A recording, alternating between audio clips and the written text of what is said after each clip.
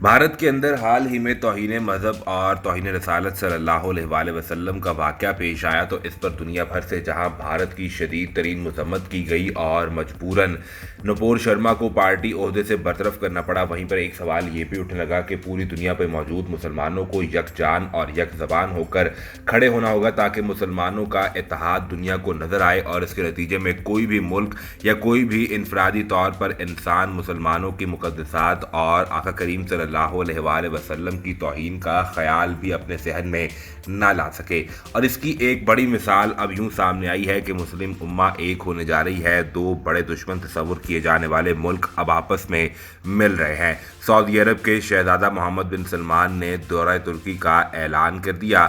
سعودی عرب اور ترکی کے باہمی تعلقات میں بہتری آنے لگی۔ طیب اردوان کے دورہ سعودی عرب کے بعد اب ولی عہد محمد بن سلمان آئندہ ہفتے ترکی کا دورہ کر رہے ہیں۔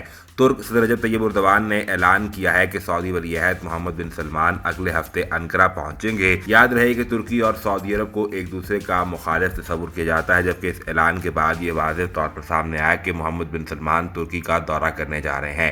2018 میں استنبول کے سعودی قونصل خانے میں سعودی صحافی جمال خشوگی کے وحشیانہ قتل کے بعد محمد بن سلمان کا یہ ترکی کا پہلا دورہ ہوگا۔ ولی عہد 22 جون کو انقرہ پہنچیں گے، جہاں ان کی آمد کی تیاریاں کی جا رہی ہیں۔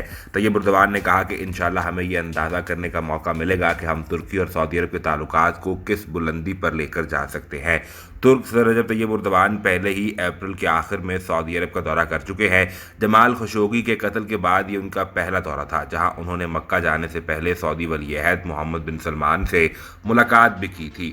سعودی صحافی جمال خشوگی کے قتل کے بعد کئی طرح کے سوالات محمد بن سلمان پر اٹھائے جا رہے تھے، خاص طور پر امریکہ نے ان پر پابندی لگانے اور جو بائیڈن کی جانب سے ان کی بھرپور مخالفت کے بیانات سامنے آئے تھے، جس کے بعد ایک دفعہ پھر ترکی اور سعودی عرب کے تعلقات میں سرد مہری دیکھنے میں آئی تھی۔